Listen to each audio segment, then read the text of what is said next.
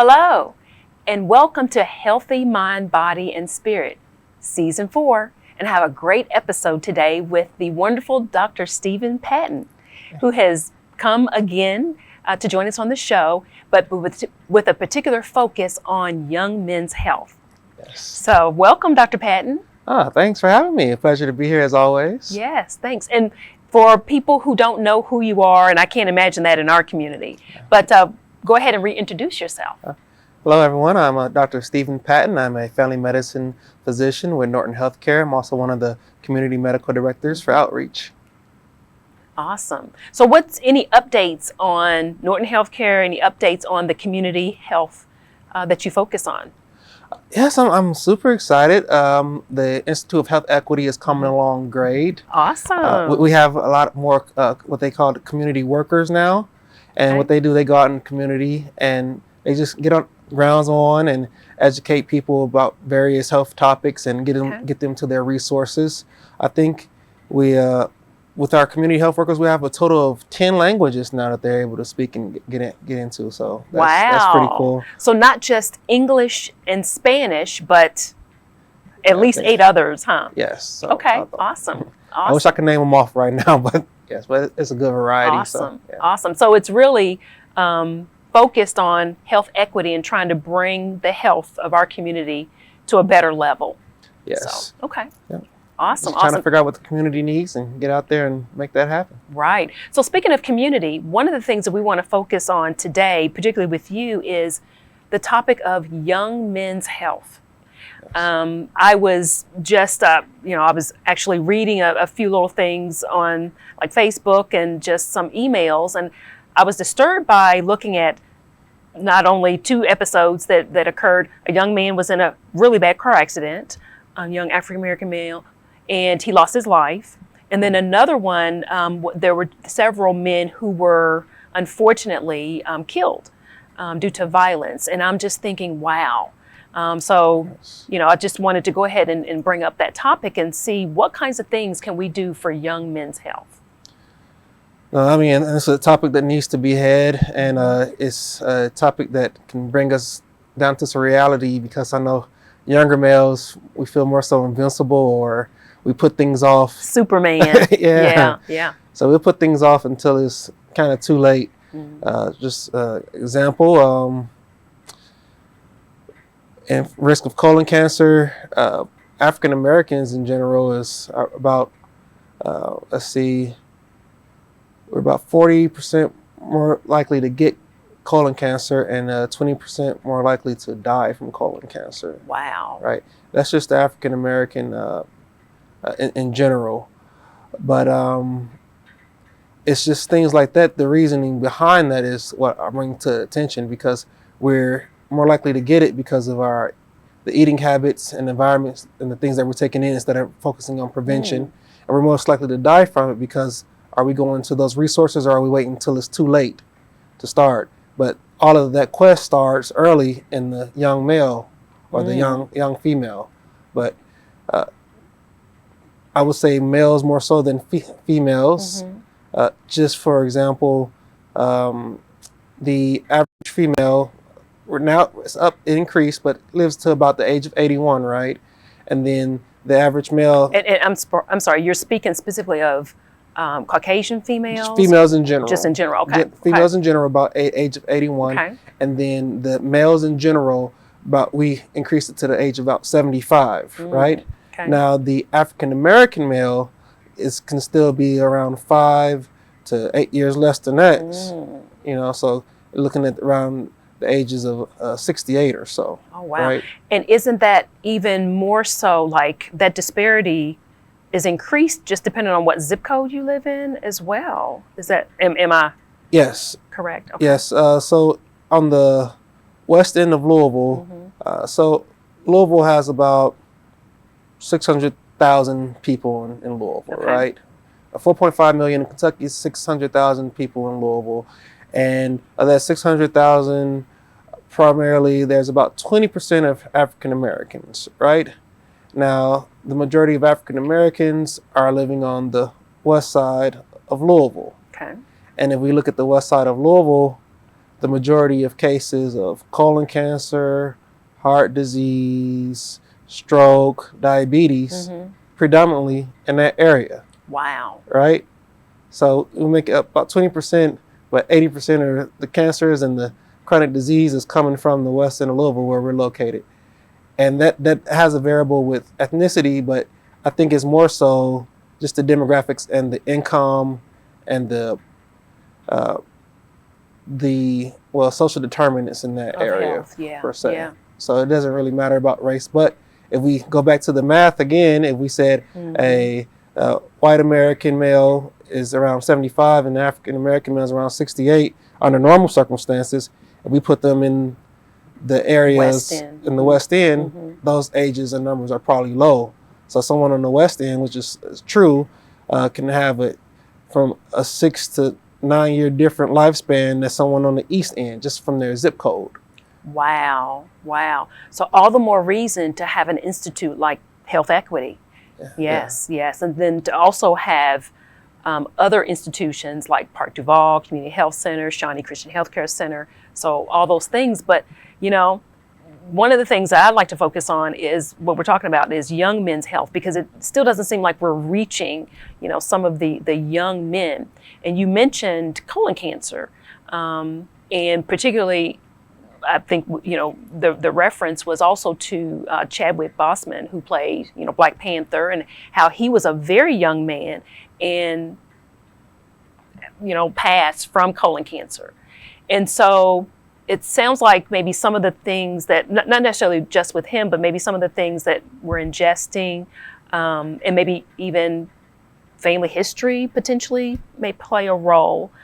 So what are some of the things that like young men can do to help prevent them from having issues with colon cancer? Colon cancer in general, rest in peace to Chadwick. And the sequel is very good, by the way. I haven't seen it, no spoilers. But things you can do to prevent it. You really want to try to avoid high fatty diets. So the fast foods, the greasy foods, you really want to avoid those. And high fiber. High fiber diets is what you want to go towards. Okay. So your fruits, your veggies, your whole grains, to keep that digestive system going. Drinking plenty of water. But, we have to be honest. Those things don't taste as good, and they're not as convenient, especially in an area like, West Louisville, where we've got a lot of fast foods. We've got, even places where you can get, gas and also a whole meal, so that's quick. So, I mean, what? No, I will say this, okay? The resources are limited, right? But we can still create our own meals, and actually, if you meal prep, it's cheaper than fast food. Because if I go to fast food, it's like $10 or $8 per meal, right? Lunch, breakfast, that's $16 a day.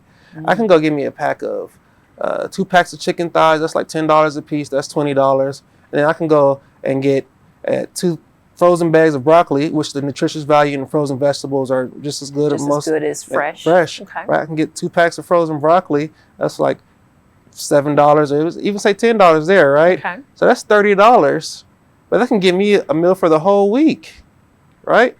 And I got my protein, I got my vegetables, I got my fiber. And also what I can do is I can give me that big thing of chia seed, or chia. Right. I do 1 scoop a day. I like that. Yes. I do 1 scoop a day. And now the secret behind the chia seed is you gotta let it sit in the water for about a minute. Because if you don't, the seeds, they stick everywhere. They stick all in your mouth, your hair. I don't know. They get everywhere. But if I let them sit, they get this viscous ring of water around it, and they kind of clump together and they just go down smooth. So you use the chia seeds in like a smoothie? What do you put them in? Just take a shot of them. I put them in water, about 4 ounces of water. I let them sit for a while. I just knock it on back. It gives a lot of good omegas. It's good for your cholesterol, especially your good cholesterol. Brings up your good cholesterol, HDL. The HDL, brings down your triglycerides, and it's high in fiber. Okay. So you get a lot of good stuff from a big thing of chia seed, and that thing can last you a month or so. And you can get that at Kroger. Yeah, you can get that at Kroger or Walmart. So I'll say you can go towards the meal prep rather than doing the fast food, and that'll decrease a lot of your risk for a lot of this stuff. Another thing is smoking. Okay. Smoking puts you at increased risk. Now, something about smoking, a lot of people always say, stop smoking, just don't do it, right? Don't pick up a cigarette.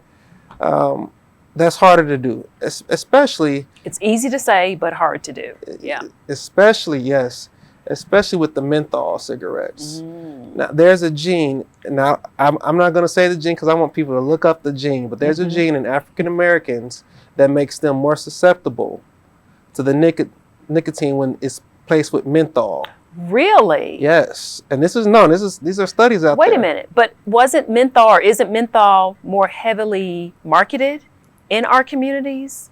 It is. Yeah. It is. Wow. Yes. So if you want to stop smoking, the first thing to do is get rid of the menthol piece of it. The next would be to, if you're going to stop smoking, I would say go for the cheaper brands rather than the name brands. Okay. Because the cheaper brands have less leaves in them, and tobacco, they have more stick, which has less tobacco. So you're weaning yourself off from there, and it doesn't taste as good. It's not as smooth, right? Okay. What about Black and Milds? Because I've heard a lot of people smoking those, or maybe I'm just ignorant. Any smoke in your lungs is terrible. So you definitely want to cut it out because everything's going to increase risk. That's inflammation. You're keeping your body under constant inflammation. So even vaping. Oh yeah. So vaping, okay, because I've had people to say, well, I don't smoke, but I vape. Yeah. So like that's better? They're saying lesser of evils, right? Well, because we don't know what's in the products of a cigarette, other chemicals with the menthol and everything else that's combined with it, right? Okay. But vapes and any vapors or smoking, any form of substance that's getting into your lungs is not good for you. Okay. Yeah. But those are some things that can cut down on colon cancer, and also you want to talk about with family history for anything. Okay. Family history is a big piece to it. For example, if someone in your family was diagnosed with colon cancer at the age of 40, you want to start getting screened at the age of 30. 30, yeah. Right. So that piece. Okay. So screenings are important, but then also trying to do things that decrease your risk, like what you're talking about, having more of a high fiber kind of diet, less fatty, greasy, fried foods, and not smoking. So all those things, it seems like those are both helpful, not only for colon cancer, but just overall other types of cancers and then heart disease as well. Because that is still going to be one of the number one causes of death when you get to a certain age. But, our focus is, the young African-American men. And so I've kind of alluded to accidents and then also violence. So what kinds of things can we do for either one of those issues? Yeah, so violence is a tough one because it also plays on where you're living and who you're with. Who you're with. So watch the company you keep. Yeah. I know that we had a rapper who was recently shot at a dice game, and he wasn't shooting the dice, but because he was in that atmosphere with the people, he was a victim secondary to the shooting, right? So you really have to, they say watch the company you keep, but that's a real thing, and it's good to try to be around, like, oh, you acting brand new, you're not hanging around with us anymore, but you can grow together, and your friends your friends may change and your atmosphere may change it's okay to progress, and it's okay to educate those others and bring them up with you, but hang out in an environment that is safe. Bring them to your environment. You don't have to necessarily go to the environment that's dangerous, because gun violence and things are on the rise. And I think another piece of that is just being able to address mental health in the Black community. Yes. That's what I was going to stigma. Yeah, that's what I was going to mention. Just like, even if we can't necessarily change the environment around us, how about just changing our mindsets? But how do we do that? It's not just, just flip a switch and our mindset is changed or it's elevated. How do we really, do that? And so you're alluding to mental health professionals. Yeah, mental health professionals, church, support groups. You can look up men's group, just Google men's group in Louisville, and there's a plethora of organizations that are helping out and having these conversations. Then also just being able to reflect on yourself, I always say, just ask yourself, does it have more control over me, or do I have more control over it? Any type of emotion. Emotions are on the spectrum. All emotions are meant can be for good or bad. So you could be righteously angry or, sad for a righteous, reason, but kind of put it into kind of like a certain perspective. But that's hard to do. That's hard to do. That's, and I'm thinking of, young African-American males, but for anyone, older women, older men, whatnot. So, it seems like there just needs to be more help in our communities to really, I don't know, facilitate that and to help to elevate our minds overall and our young men's minds. So to me, it, may start at home, but if the home environment is so that it's not as optimal, gosh, what could a young person even do? Yeah.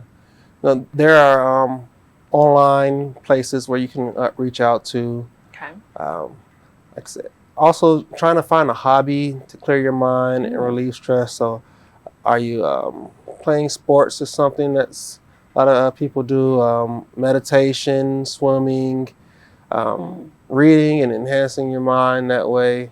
Just find a hobby and a habit that's, going to help promote self-growth. And so it's different ways you can, if you don't have a direct contact to talk to someone, there's other ways you can start helping and changing your perspective on things, because a lot of times it's really more so perspective. So yeah, and it seems like also having, like you're alluding to, like having like a support group, and then also having someone like you, African-American male, someone that they could relate to. So, but there's not a lot of you in our community. So, gosh, what do we do? Like, it's you and maybe a couple of other doctors that are, in our community, truly committed and could really serve as role models. So, first of all, thank you for being here in our community and helping in so many different ways. And we'll, hopefully be able to get, information, about not only, where you are, but also where some of the other African-American male physicians are, because that relationship is vitally important. And so if more young African-American males can kind of see you and see some of the things you're doing and even have you as their primary care physician, not that everything is going to be just completely perfect, but I think that's at least somewhat of a start. So we need to clone you. No, I agree. I think representation matters, but I think you can be a role model at any stage, even because you're always a role model to someone. You got little cousins or uncles or aunties. Some older people are looking up to you, even though you're younger, and the young people are looking up to you. So you can be that role model to start off with. I mean, if you know, we know what we're supposed to do, what we aren't supposed to do in general, right? So if it's you going to work, taking care of your family, going to church, being there when someone needs you, these are things that people are admiring about you. You don't have to necessarily, they may not always come and pat you on the back, but people are watching, right? They are. Or we all don't have to play the role of, the captain of the ship, but support. If you see someone has an event coming up, push share button, or if you are wanting to, even, I guess, throw an event, reach out and network. So that's a big thing, is networking and communicating amongst each other, and because there's more power in numbers. It is. Yeah. And just having that support, that's a different kind of support. Absolutely. Yeah. And what you're talking about is maybe throwing an event and potentially for a business. And so that kind of alludes to, the next thing that I wanted to talk about is just how economics affects young men's health just overall, because the male is generally seen as the provider, and you have young men who are maybe not able to get a job or not able to be in certain systems. So what can we do about that to help with the economics, to allow our young men to really thrive? So economics, we really need to start changing our mindset to starting to acquire assets versus liabilities, creating generational wealth. These things are very important, and to have that conversation and start understanding. So some general investment tips to start making a difference. If you have a retirement fund, I mean, you get a lot of return on that. Investing in stocks. If you're able to invest in real estate, you know, there's a group out there where you can, and it doesn't have to be, I have to buy a house. I can invest a portion of my money and start getting a return on investment that way. Versus liabilities. Liabilities are like items of luxury. So the fancy new washes and the cars and the name brand clothes, those are all liabilities, because when we put our money on that, it's not bringing us money. An asset is something where you don't have to put your hands on it, and it's still bringing you money. So what people are doing in other communities, more affluent communities, what they do is they get their money from their assets. So the return on their stocks and their return on their real estate, the money they got from that, then they buy something. Then they may buy the new watch or something. It's not coming from their check. They take their money from their check, they invest it, and then the money that their investment makes, that's what they used to buy. Other than that, you won't be able to start generating wealth, right? Getting life insurance policies, right? So you're not only will you, if you pass away, you're taking away that burden on your family to pay for the funeral and getting everything together, but you're also giving them something to go on with, you know, starting a college fund, or even yet did you know that you can put your kids on your credit card, right? Your credit score is, you put your kids on your credit card at any age, and that starts building up their credit, you know, until they can get their own credit card. Now they have like an 8 or something, and credit can take you a long way, right? Ooh, so, you have opened up a whole nother can of worms. I hope my 12-year-old is not watching, because she's like, yeah, mommy, put me on that credit card. They don't have to get it, though. Right. So you have brought up some really, really great points of just about economics. And to me, economics is very important, maybe more indirectly, to just health overall, but particularly for young men's health. So you're bringing up some really wonderful points, you know, about that. So we're going to wrap this up. But one of the last things that I would say, you're a young, you know, thriving Black male physician. But if you were to look back on your life, is there anything that you would give your younger self in terms of advice, and any just overall advice for young Black men who may be watching today? Yes. Main thing for me was just being more aware about healthy foods and things that you should take in. For example, I always say, like, genetics is the gun and then your lifestyle is the trigger. So just because you have a family with diabetes or a family with cancer or high blood pressure, that doesn't have to be you, but it will be if you continue eating these fast foods, these greasy foods, and not exercising, and you're smoking, then you're putting yourself at risk. So I would say, if I was just more knowledgeable about my health and things I should be doing now, because that's going to save me in the future. Okay. Well, thank you so much. And you are just a wonderful jewel in our community. Thank you, Dr. Stephen Patton, for joining us for this episode of Healthy Mind, Body, and Spirit, where we focused on young men's health. And I have to say that I'm a little bit biased. I have lots of nephews in the community and brothers, and so I really want to do my part to help to support them and to help them to thrive. So thank you. Thank you so much. So thank you for joining us for this episode of Healthy Mind, Body, and Spirit. Have a great day.